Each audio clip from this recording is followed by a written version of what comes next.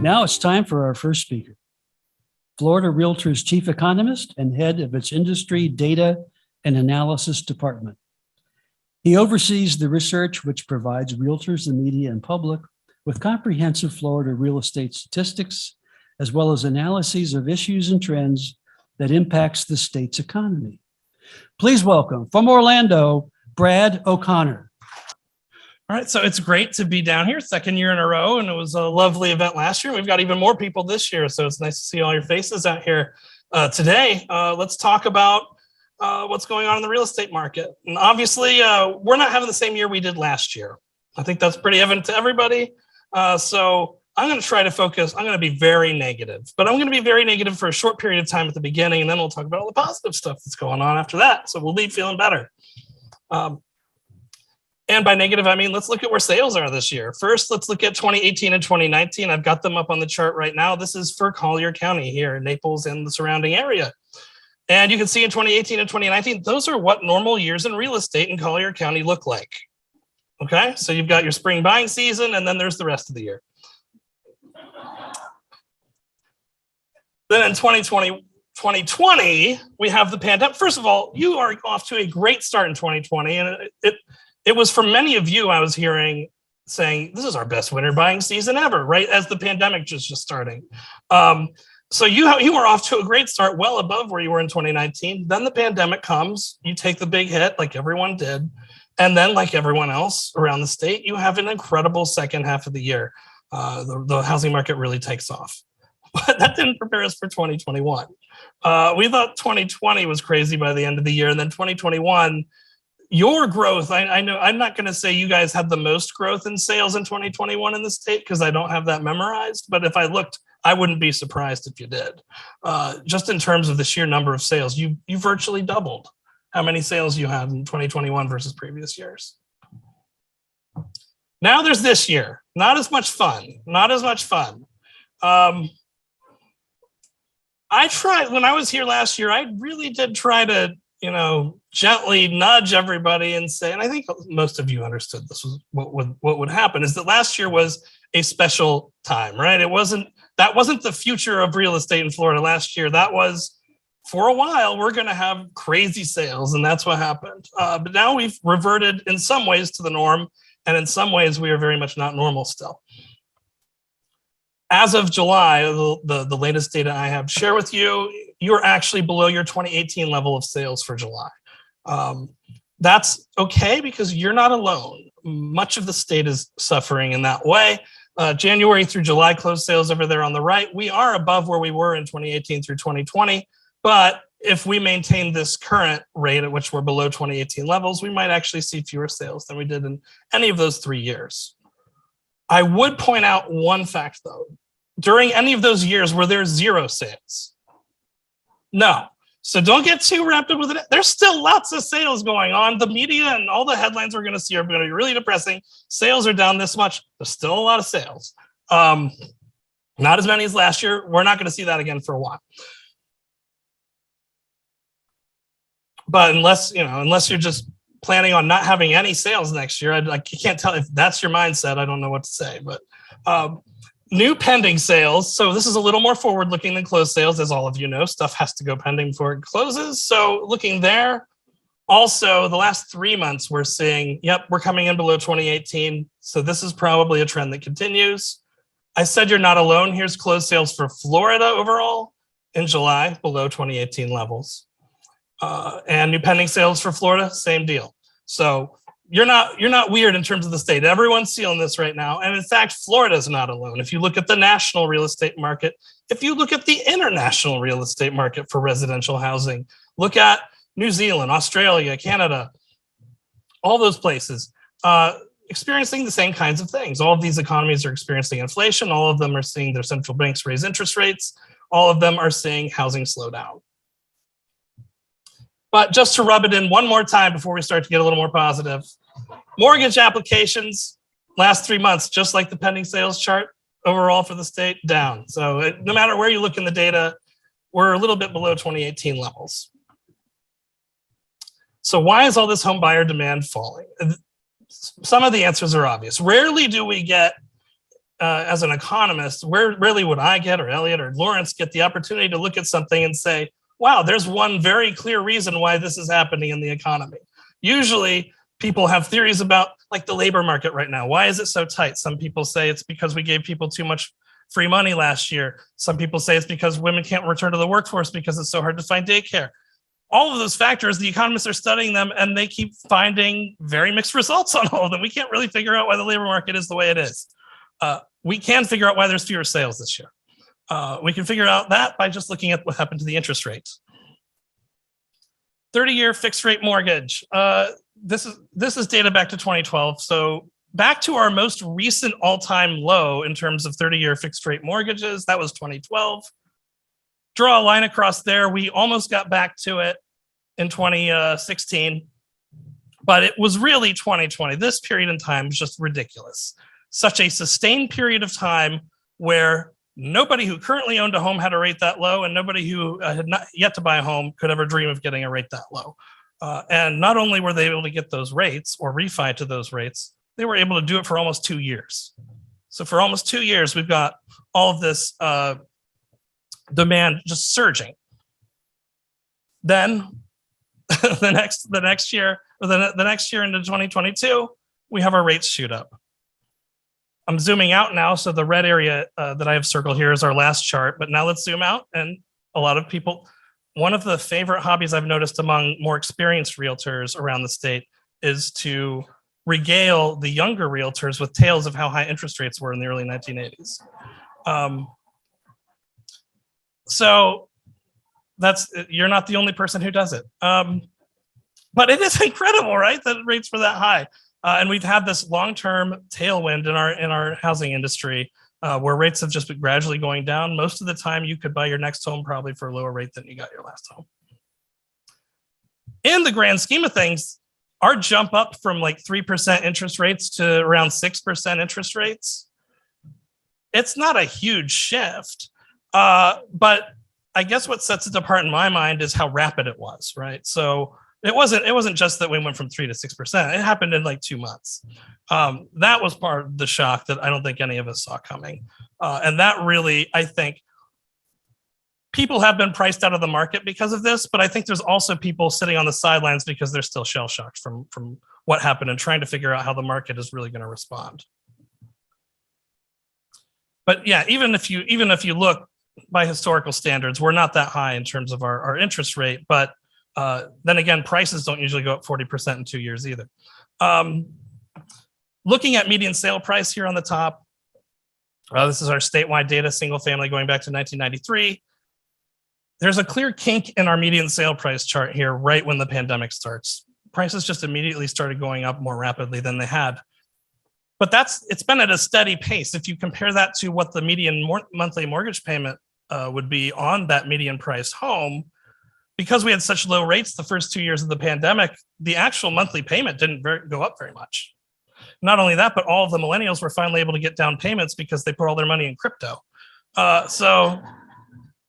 So they were all, so we had a lot of home buying going on. We have that huge surge. And despite the fact that, by 2021, home prices are going up 20% year over year, didn't matter because the rates were so low, the monthly payment really wasn't changed. It only really affected your down payment.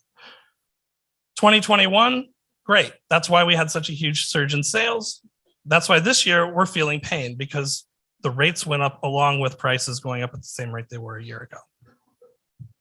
So imagine going up from maybe an $1,100 or $1,200 payment for the median price home in Florida. Now you're looking at like an $1,800 or $1,900 payment. And it's not just affecting those who are on the edge of renting or buying. It's affecting anyone interested in financing any kind of real estate all across the board, from the luxury segments down to the more affordable segments. I gotta pop this open. I'm not used to. I wasn't anticipating having to sing first.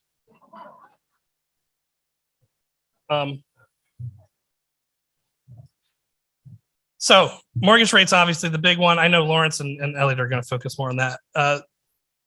In fact, Lawrence and Elliot are probably the better people to focus on some of these next few factors because they are macro in nature and that's what they're going to be covering. But just got to make the point that consumer price inflation, particularly among those on a budget, that's really eating into their savings. They're going to cut out luxury items or things they don't really need first. But at some point, you have to start making tough decisions. If prices have gone up as much as they have, how much milk do I buy? Do I buy chicken instead of beef because beef is expensive? Things like that. Those start to pile up, and eventually housing might be part of the stuff that you have to make a sacrifice on. The economic uncertainty I already mentioned. We've had a shaky stock market this year, not going in the same direction it did last year. That gives people pause. Worries about how fast these interest rates went up and what the future of the housing market is, because everything is always a little bit uncertain, is going to cause people to pause. One thing that I think is specific to Florida, though, is that another reason why our demand is falling, and perhaps our demand might be falling a little bit faster than other parts of the country, is because we had such high demand last year from out-of-state buyers that a lot of other states didn't have that luxury. Some of that's easing, and I'm only going to say it's not down to pre-pandemic levels. I think it's still well above that. But in terms of, remember the last major COVID surge we had in early 2021 with Omicron's first surge. Back then, if you remember, every time we had a big surge up north, tons of Northerners would flock down to buy. And they're still flocking down to buy, just not in numbers like we saw concentrated when we were having those COVID waves. So that's declined a little bit. So you're seeing a little bit less from up there. It doesn't mean it's gone away at all. You also have some companies dragging their workers kicking and screaming back to the office where, they thought maybe they might buy a property in Florida if they could get away with not working in the office ever again. Some of those people are being pulled back in.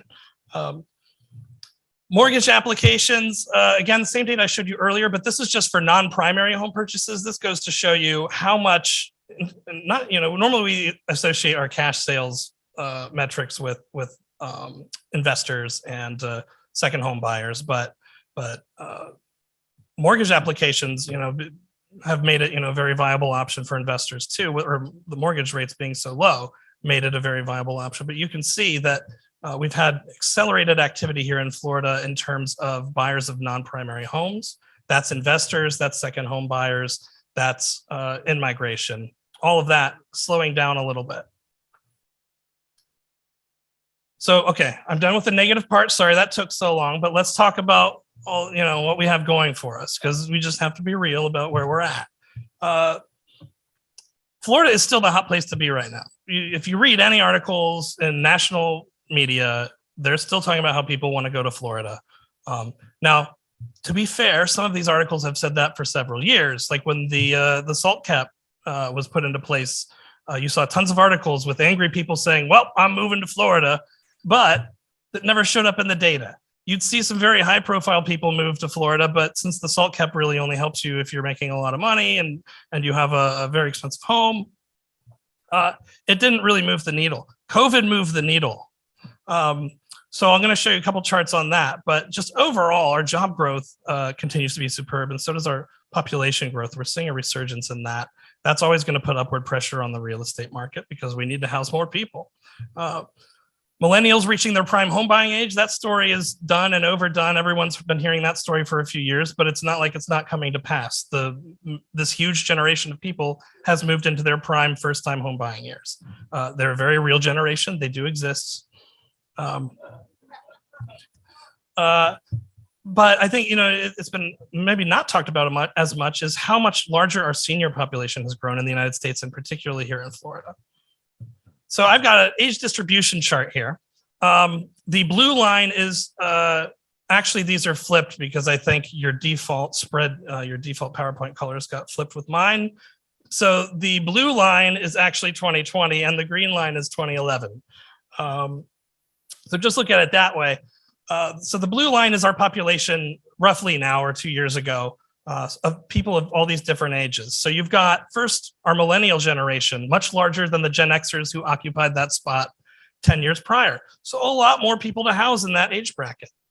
But then look at this one. This is what surprised me because I've been just reading articles about how many millennials there are compared to Gen Xers, but look how many more seniors and late prime age workers we have here in Florida compared to 10 years ago. That's a significantly larger population. So we've got all these empty nest households competing with all these fledgling households. Either their kids have moved out or they haven't had their kids yet, and they're all going to compete for the same size homes. mostly because I think the seniors falsely believe that their children will come to visit them. So maybe they'll get one extra bedroom, but they won't use it. I struck a chord here in Naples. I'm going to make a note of that. Payroll employment. The U.S. finally got back to where it was before the pandemic. Florida, we got there last year, and we went well above, which is good because really what we want to do is get back not to where we were, but where we should have been at this point. When we've still got a ways to go to get there nationally, but Florida's getting pretty close to getting back to our pre-pandemic trend. And if you dig further into the data, you find a lot of our employment growth has been in fairly well-paying sectors of the job market. So finance and professional business services, science, things like that. So we're definitely pulling people down and into Florida. We've got skyrocketing rental prices. This is a national phenomenon, but it's particularly heated in Florida. If you look at any regional data on rents, Florida, all the Florida metros are beating everybody else.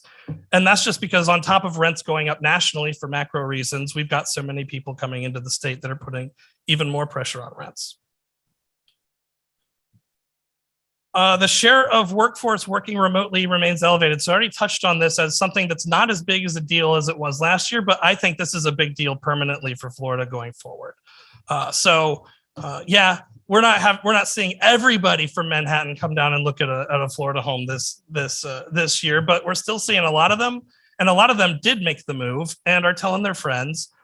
This is one of those things like Facebook or something else where Facebook's value is not very much if only 5 people use Facebook. Where Facebook gets its values because everyone uses it, right? Well, so you got to snowball and reach a critical mass to really take something off. I think we've got like a pretty good snowball going on in Florida in terms of New Yorkers and Northerners who've moved down here in the past year or two.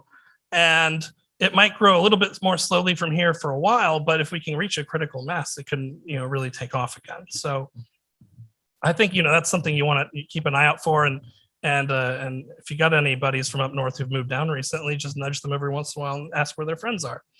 And we also have, this is slower than we thought it would happen, but we do have international buyers returning to some degree. One of the data sets I've been looking at lately, we don't have great immigration data for Florida from outside of the state or outside of the country. Except from the Census Bureau and the IRS, but their data sets don't come out until 2 years after the fact. So I'm still waiting on that to figure out what happened in 2020. But so the fashionable thing as an economist to do these last 2 years has been to try to find any data set you can that might proxy what's going on with migration. My latest favorite one is these driver's license exchanges. So when you establish yourself as a Florida resident, you have 30 days to turn in your old license from your previous point of origin and get your Florida license.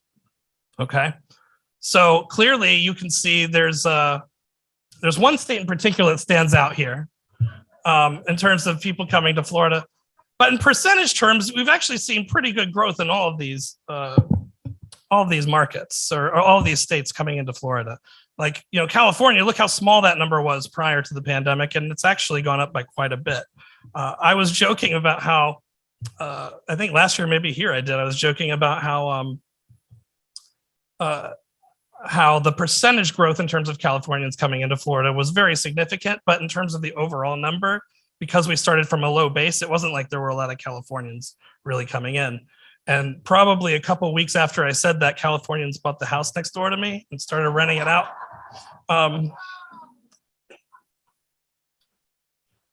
Not only that, but places like California and like the Northeast, particularly New York, we've seen from previous data from the Postal Service, a lot of the change of address forms are coming from Manhattan and Brooklyn, very densely populated parts of the New York metro area in particular, where it was not any fun to be during the pandemic.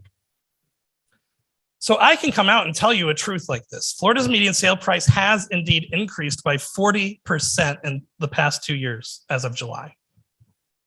But then a typical New Yorker, and this is a simulation, oh yeah, to what? So it doesn't matter what the price, the percentage growth was, what do I have to pay for a house here in Florida? Well, about half the homes sell for $380,000 or less. To which the New Yorker will automatically say, forget about it. What a bargain. Florida, here I come. And then the Statue of Liberty torch will turn into a mimosa.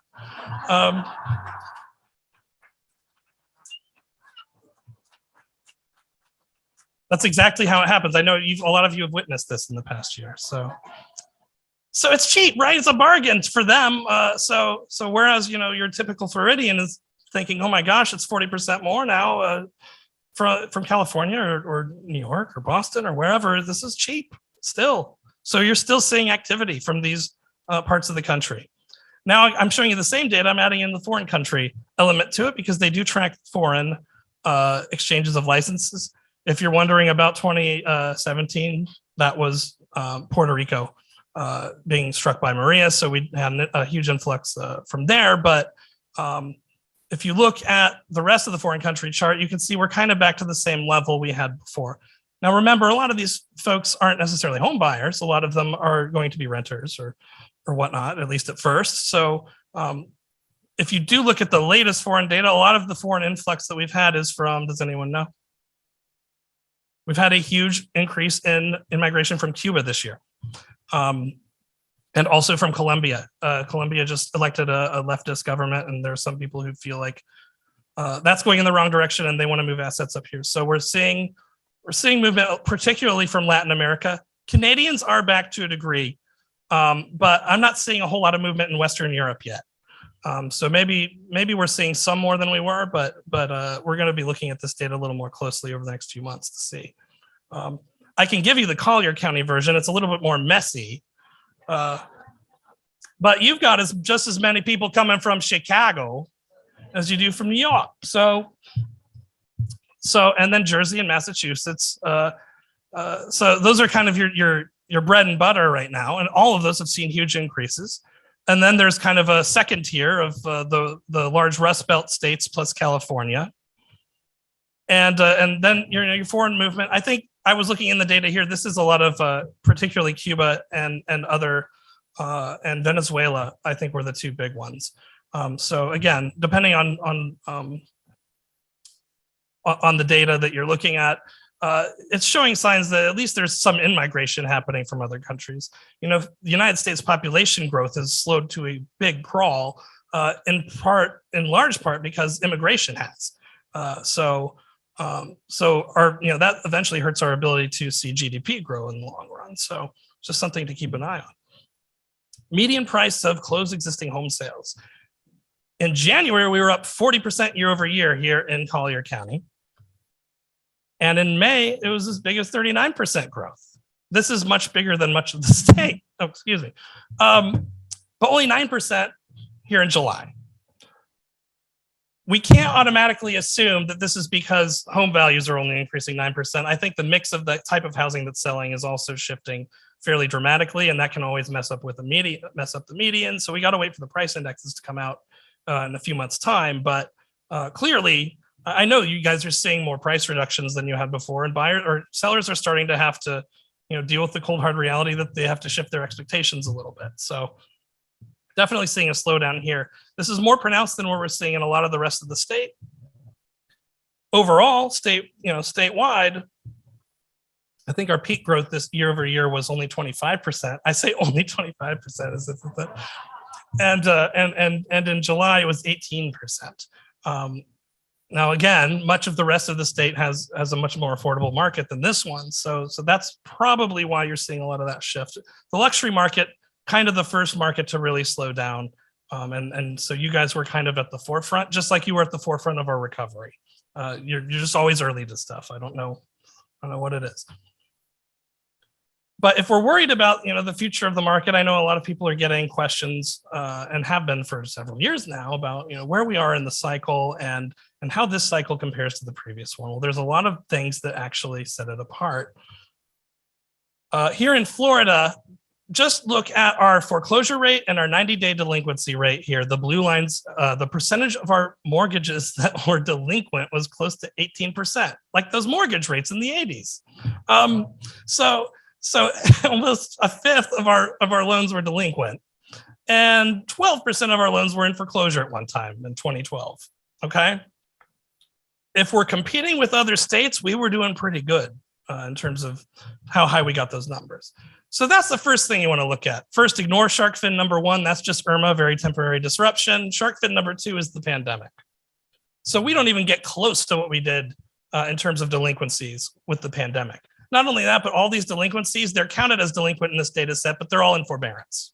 They're all in forbearance, and they're working things out with their lenders. And that's why the orange line doesn't move at all in that box, right? The foreclosure rate, it stayed low. I just gave away the answer to my question, but I was going to ask if you guys could you could identify the third recession on this chart, the one that I haven't talked about yet. It's the dot-com recession, because I keep hearing people say, well, Brad, okay, fine. So foreclosures aren't going to explode for the same reason as last time, but we're going to see a lot of them when we have our recession that's coming up, possibly. Okay, well, there's a recession. What happened to foreclosures? Well, if you look really carefully, they went from like 1.5% to maybe 1.9%. So the media probably put out a thing that said, foreclosures are up by 33%. Which would have been true, but they were very low. So that's what a recession looks like, and that's what foreclosures look like in a recession. In a normal one, at least. Because we don't have subprime loans this time. We have great credit compared to what we had last time in terms of the people who own the homes now.